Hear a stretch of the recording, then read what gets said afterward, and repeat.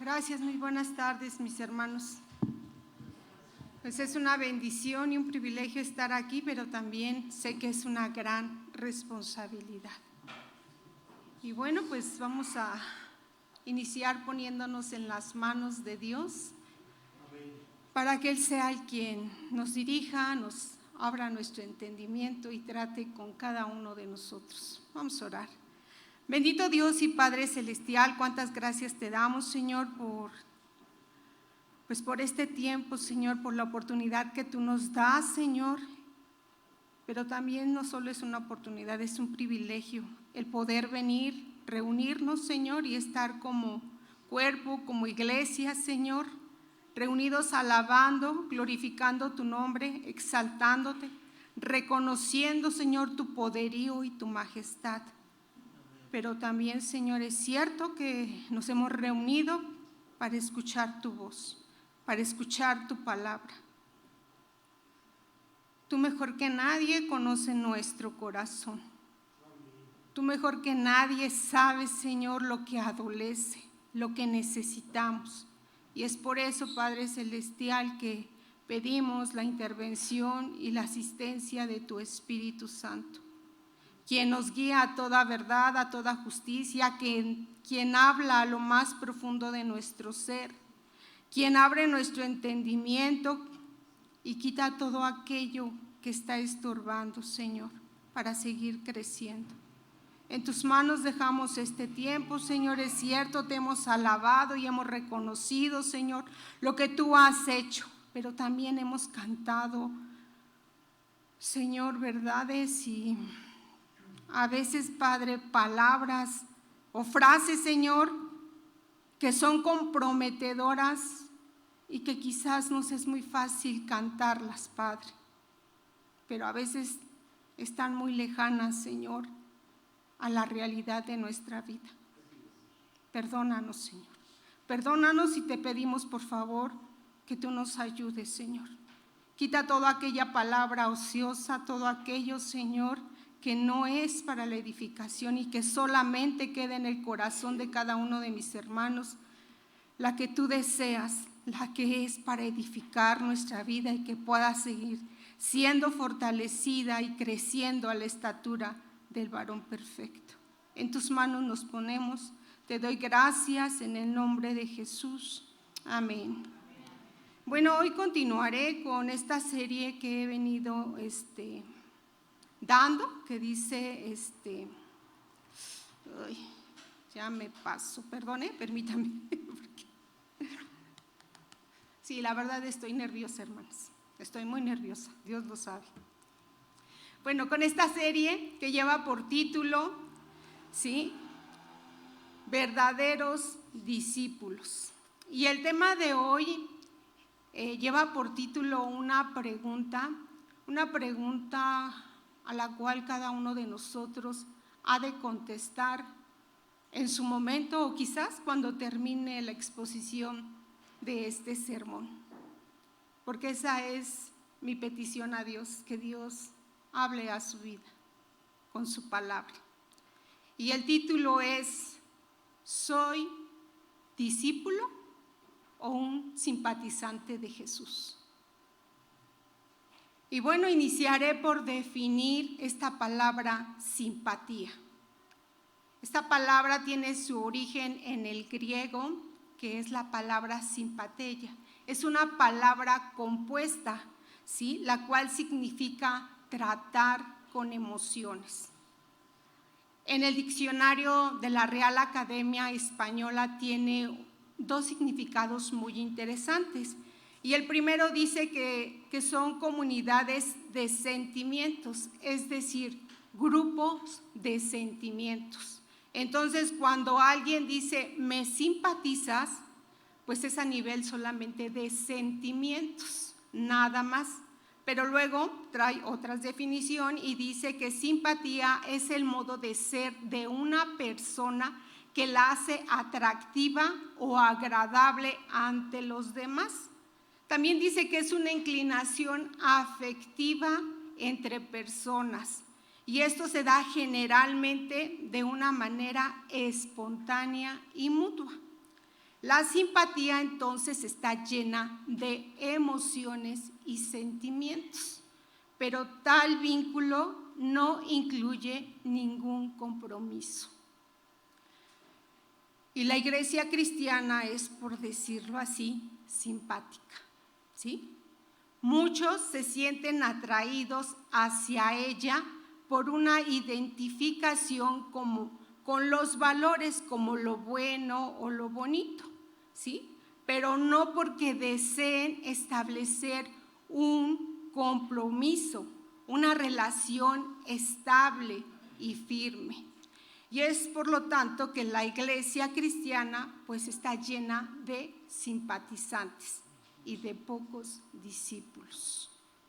Para Jesús no es importante que usted le diga yo te sigo, sino quien lo dice lo haga íntegramente, ¿sí? Que tenga una buena razón de seguirle. Por eso es que hay muy pocos discípulos. ¿Por qué? Porque los simpatizantes no están comprometidos con Jesús y los discípulos sí. Ahora le pregunto nuevamente a usted, ¿cuál es la razón por la cual usted sigue a Jesús? ¿Por qué es un discípulo o porque es un simpatizante? El discípulo sigue a su maestro de una forma muy diferente a como lo hace el simpatizante. El discípulo tiene una relación personal con el maestro. El simpatizante no. Este se pierde en el anonimato en medio de la multitud. Y en el Evangelio de Marcos, capítulo 10, versículo 46, aquí se nos hace una distinción, ¿sí?, de este grupo, ¿sí? El versículo parece como que no dice nada, pero dice mucho. Dice así el versículo 46 de este capítulo 10 de Marcos. Entonces vinieron a Jericó, y al salir de Jericó, él y sus discípulos y una gran multitud. Entonces quiero que note usted que aquí la Escritura está haciendo esa distinción entre los discípulos y la gran multitud. Entonces aquí hay dos grupos. Unos son discípulos, otros solamente son simpatizantes, ¿sí? Les simpatizaba Jesús por lo que hacían, por lo que veían, que él hacía milagros, pero también porque les daba de comer. Ahora vuelvo a insistir con esta pregunta: ¿cómo sigue usted a Jesús? ¿Como discípulo verdadero o como simpatizante que se pierde en el anonimato en medio de la multitud? Pues bueno, vamos a las Escrituras para ver qué nos dice al respecto, ¿sí? Para ver qué hace esa gran diferencia, ¿sí? Y de esa manera cada uno de nosotros podamos contestar a esta pregunta: si somos simpatizantes o somos discípulos de Jesús. Ahora le invito a ir al Evangelio de Juan, capítulo 6, aunque este no es el único pasaje en el cual nos hace referencia a esto. Todos los evangelios hablan de ello, ¿sí? Porque tenemos que ser realistas, mucha gente sigue a Jesús solamente por conveniencia. O bien otros le hacen al cuento y vienen dizque aquí a buscar a Jesús porque pues vienen con la novia y bueno, pues hay que quedar bien con ella, ¿verdad? Sí, entonces dice este capítulo 6, versículo 26. Respondió Jesús y les dijo: de cierto os digo, que me buscáis no porque habéis visto las señales. Recordemos que las señales eran propias del Mesías, del Hijo de Dios mismo. Entonces, cuando Jesús les dice: ustedes no me siguen porque reconocen que soy Dios. Y termina este versículo y dice: sino porque comisteis el pan y os saciasteis. por eso me sigue. Entonces esta gente seguía a Jesús nada más por lo que le daba, por las cosas materiales. Lo seguían nada más por conveniencia. Otros quizás lo siguen porque quieren un milagro, ¿verdad? Otros porque buscan su prosperidad. Pero los verdaderos discípulos tienen en primer lugar lo espiritual y después lo material, ¿sí? Los discípulos son agradecidos con Dios, tienen contentamiento en su corazón, saben tener abundancia, pero también saben estar en escasez, porque saben que todo lo pueden en Cristo que los fortalece. El simpatizante no, él solamente quiere lo que él necesita, y si no lo obtiene, pues se va. Ahora le invito a ir al Evangelio de Marcos, capítulo 3, versículo 20, y aquí nos da otro rasgo, ¿sí?, importante. Y este es otro de los versículos que parece que no dicen nada, pero dicen mucho. Dice este versículo: y se agolpó de nuevo la gente. O sea, esto es la multitud. Igual, ¿qué buscaban? Unos un milagro, otros su sanidad, otros buscaban la bendición, otros en verdad buscaban escuchar la palabra de vida eterna, pero ahí estaba la multitud de gente. Y continúa diciendo el versículo: de modo que ellos ni aún podían comer el pan. ¿Y cuál es el énfasis de este versículo? Bueno, pues que los discípulos estaban sirviendo, ellos tenían esa necesidad también de comer, pero como estaban escuchando la palabra de Dios, para ellos era más importante estar atento a lo que Jesús estaba enseñando, y por eso es que ellos no podían comerse su torta, ¿no? Porque estaban dispuestos aún a dejar ciertas cosas en determinado momento para estar con su maestro, para hacer su voluntad. Los otros solamente cruzaron el mar, ¿sí?, para buscar lo que necesitaban solamente, que era lo material.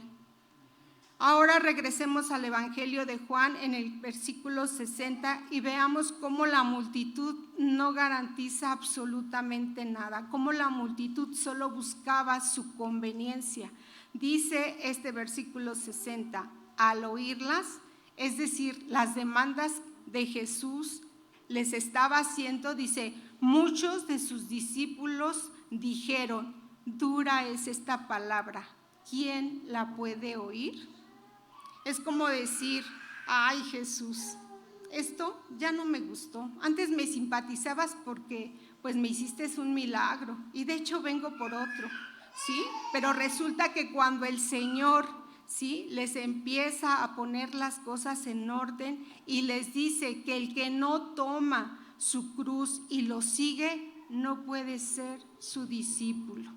Que si tú amas más a padre, madre, más que a él, no puedes ser su discípulo. Y esto pues obviamente ya no les gustó. ¿Quién puede oír este tipo de mensaje? Versículo 61. Sabiendo que Jesús en sí mismo, que sus discípulos murmuraban de esto, les dijo: ¿esto os ofende? Se habían enojado estos discípulos, se indignaron. Querían todo de Dios, pero no lo querían a él.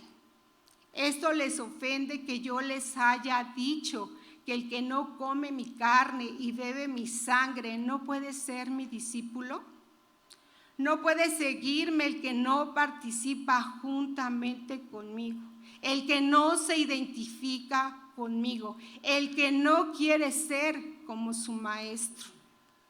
Entonces Jesús empezó a hacerse antipático, porque ya no les convencía lo que les decía, ¿sí? Versículo 66 dice: desde entonces muchos de sus discípulos, ¿qué hicieron? Volvieron atrás y ya no andaban con él. Ya no les seguían porque era muy exagerado, aunque tenía buenas cosas. Pero cuando empieza a decirles que tienen que arrepentirse, que tienen que dejar su vana manera de vivir, que tienen que dejar la vida de pecado, pues esto ya no les gustó, ¿sí? Y entre comillas los disque discípulos lo abandonaron, ¿sí? Ahora le invito a ir al Evangelio de Lucas, capítulo 17.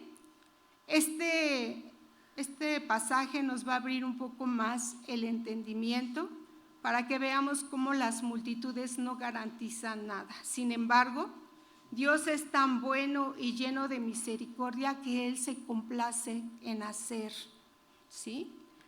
Dice esta historia en el versículo 12: al entrar en una aldea le salieron al encuentro 10 hombres leprosos. La lepra era una enfermedad incurable en aquel entonces, pero también la lepra tenía un símbolo de pecado. Entonces, pues lo que decía la ley de Moisés, que estos leprosos tenían que vivir fuera de la ciudad, ¿sí?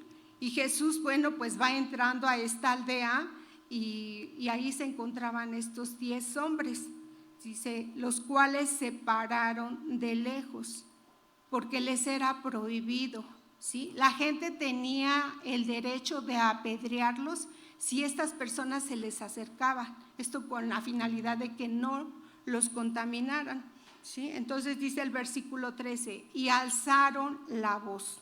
Recuerden que eran 10 y cuando gritan 10 pues se oye bastante, ¿no? Ahora, ¿qué gritaron? Diciendo, Jesús, Maestro. ¿Por qué no le dijeron otra cosa? ¿Por qué no le dijeron Rey? ¿O por qué no le dijeron Señor? ¿Por qué le dijeron Maestro? ¿Sabe por qué? Por lo que ellos estaban diciendo era, nosotros queremos ser tus discípulos, pero estamos enfermos. Pero si tú tienes misericordia de nosotros, ¿sí? Porque eso es lo que ellos estaban gritando, estamos dispuestos a ser tus discípulos.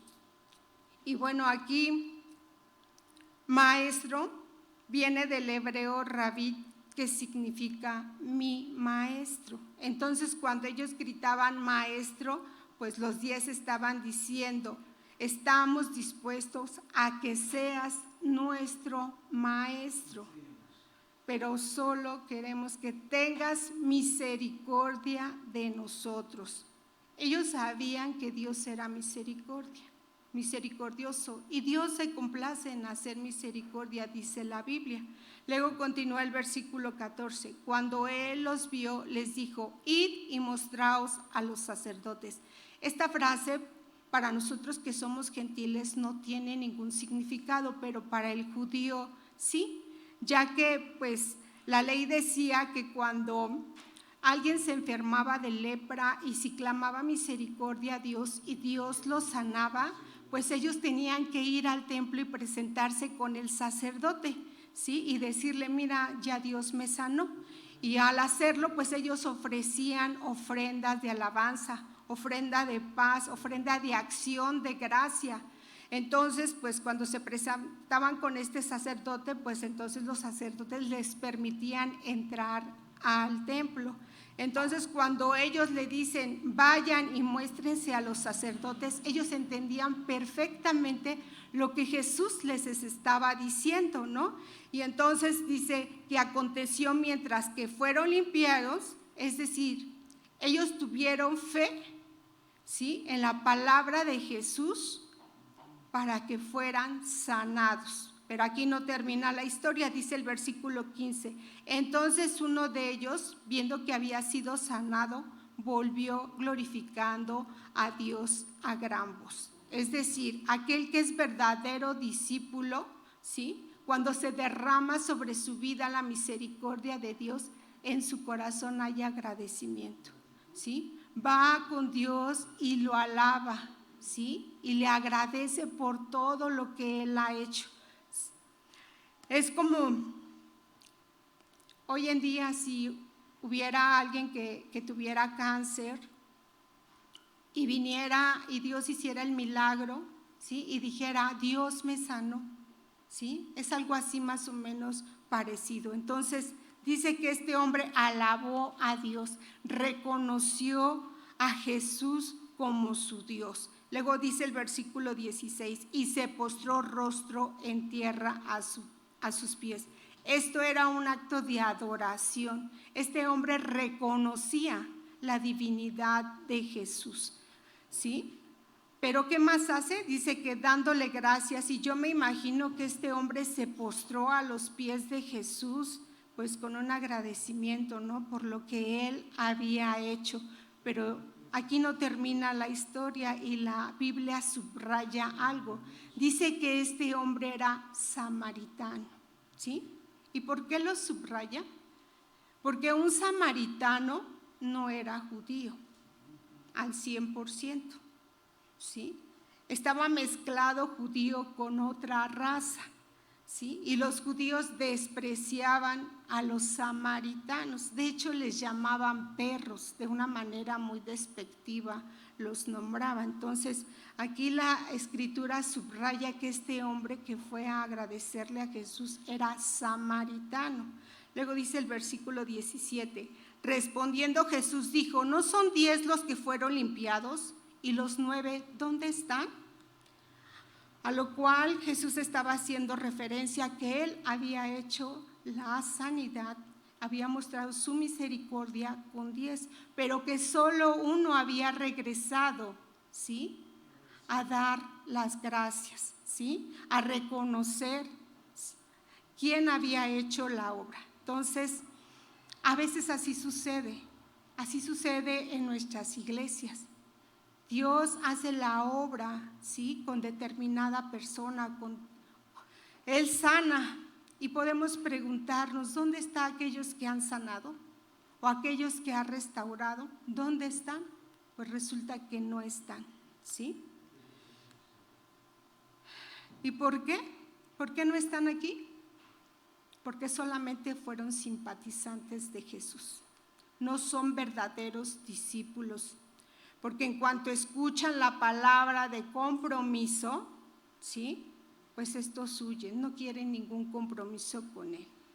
Inclusive muchos de ellos son propagadores, es decir, que solamente van y dicen, oye, ve allá a la iglesia Israel, ahí te van a ayudar. No, mejor no vayas ahí, mejor ve a Pare de Sufrir. Ahí te van a cobrar un dinerito, pero te van a dar lo que tú quieres, porque Dios está para darte tú y suplir tus necesidades, ¿sí? Pero cuando les hablan de compromiso, pues la verdad es que ya no quieren nada, ¿no? Ya se vuelve antipático Jesús. Versículo 18, no hubo quien volviese y diese gloria a Dios sino este extranjero. Versículo 19, y le dijo, levántate y vete. Esto es, le dijo, todo está bien contigo. Ahora tú y yo vamos a tener otro tipo de relación, porque tú estuviste dispuesto a pagar el precio de ser mi discípulo y tu fe te ha salvado. Ahora ponga atención, mi hermano.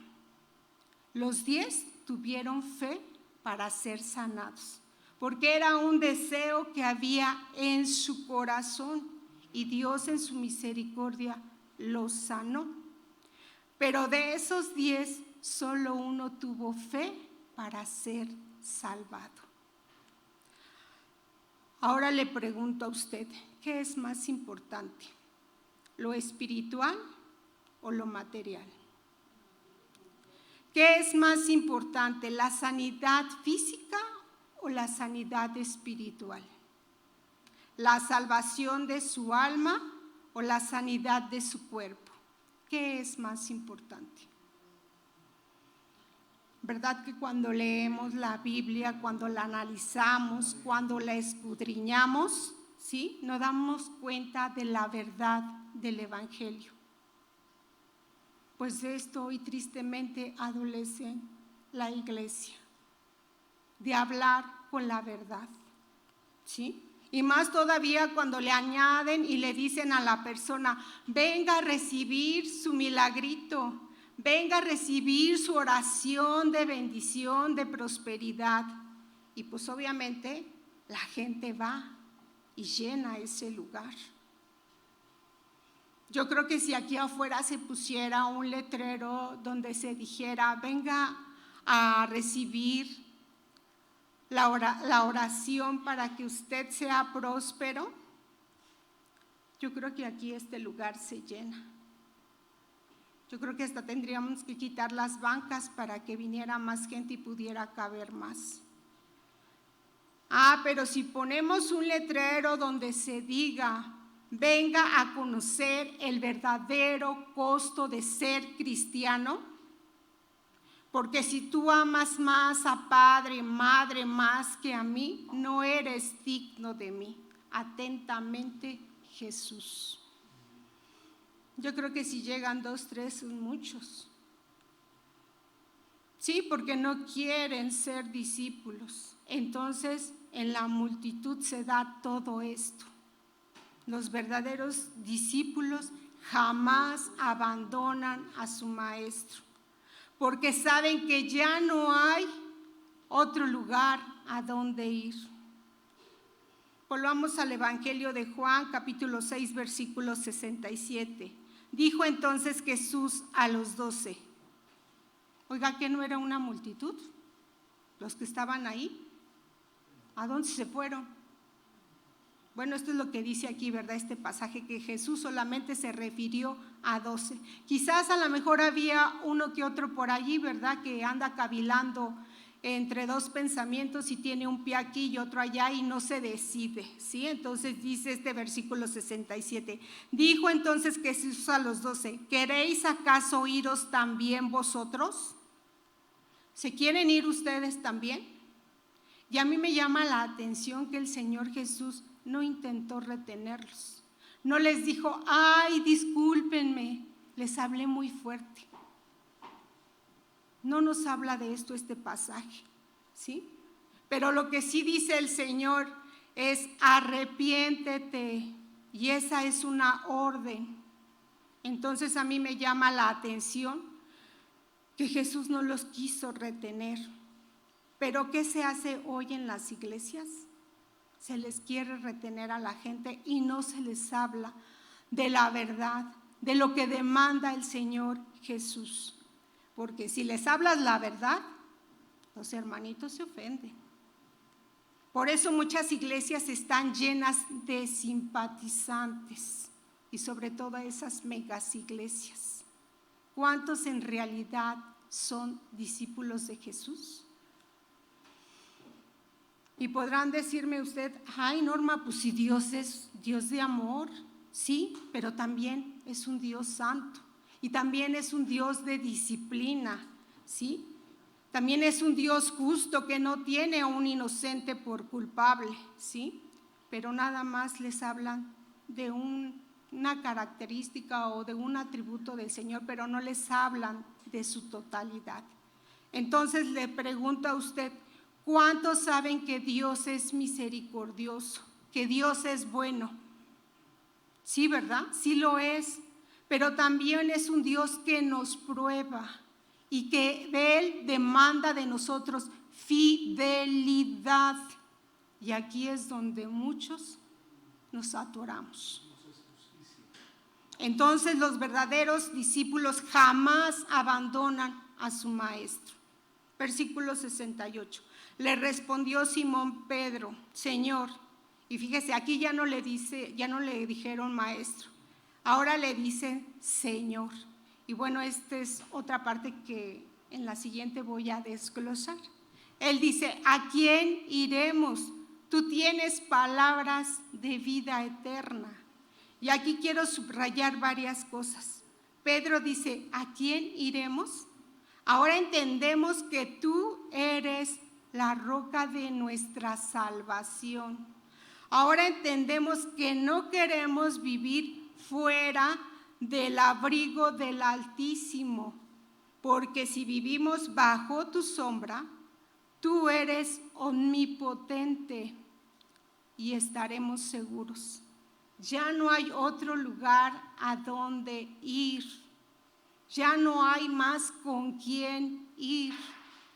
Entonces los verdaderos discípulos Ya no se refugian en otra cosa, ni en nada, ni ninguna otra cosa material, sino solamente en Jesús. El verdadero discípulo puede caer como lo hizo Pedro, pero se levanta y continúa. Continúa bajo la sombra del Altísimo. Entonces Pedro dice: ¿a quién iremos? Tú tienes palabras de vida eterna. El verdadero discípulo no anda buscando su comodidad o su satisfacción. El egoísmo empieza a despojarse de su corazón, porque ahora el verdadero discípulo quiere hacer la voluntad de Dios, que es buena, agradable y perfecta. En conclusión, podemos decir que los simpatizantes se habían forjado una idea errónea de Jesús y su ministerio. Así que cuando se reveló el verdadero carácter de su misión, su popularidad se vino abajo y la multitud o los discípulos le abandonaron. Una vez más se demuestra que cuando el hombre es confrontado con la cruz de Cristo, la reacción mayoritaria es del rechazo y el desprecio. ¿A quién iremos? Tú tienes palabras de vida eterna. Pedro, como de costumbre, tomó la palabra para hablar en nombre del grupo. Dejó claro que él ya había hecho su elección de ser discípulo de Jesús. Por cierto, ¿usted ya la hizo? Porque la elección de confesión para seguir a Cristo incluye 3 razones lógicas por las que hay que ser verdaderos discípulos de Cristo, verdaderos discípulos de Jesús. Primero, no hay otro lugar a donde ir. ¿A quién seguir? Pues al decidir ser discípulos reconocemos que tenemos una profunda necesidad que nadie más podrá suplirla. Porque el verdadero discípulo no se conforma con el pan que calma el hambre física, ¿sí? Porque sabe que las cosas materiales no le ofrecen la vida eterna. Por otro lado, sabe que volver al mundo y al pecado sería una locura. ¿A quién irán si le dejaban a él? ¿A quién encontrarían que se le pudiera igualar? ¿Qué otro camino encontrarían? Esta debe de ser la primera razón por la cual decidamos permanecer unidos a Jesús, ser genuinos discípulos de Él. Lo segundo es que las enseñanzas de Jesús tienen todo lo que necesitamos para conducirnos a la vida eterna. En este sentido, dejarle a Él sería sellar nuestra propia condenación eterna. Sería dejar la fuente de agua viva y cristalina para volver a las cisternas rotas que no retienen el agua.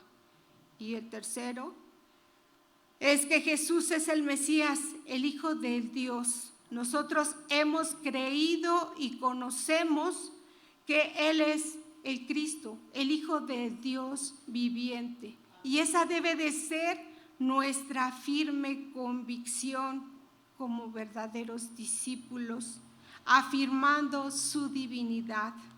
Por eso es esencial y recordar que cada día nos ofrece una oportunidad para decidir qué tipo de seguidores queremos ser. ¿Queremos ser discípulos o queremos ser simpatizantes? ¿Nos retraemos a los desafíos o nos acercamos más a nuestros ideales? Le voy a invitar para que usted siga reflexionando en esta palabra que el Señor hoy Dios nos ha dado. Que usted reflexione sobre sus convicciones, sobre su lealtad hacia Jesús, porque recuerde que la fe no siempre es fácil, pero debemos de estar dispuestos a perseverar, a depender y a confiar solamente en el Dios único y verdadero, que siempre permanece fiel.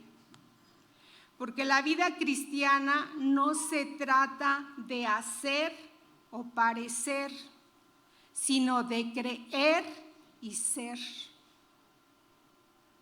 ¿Es usted un discípulo o un simpatizante de Jesús que se pierde en el anonimato? Que Dios tenga misericordia de nosotros. Dios le bendiga. Muy buenas tardes.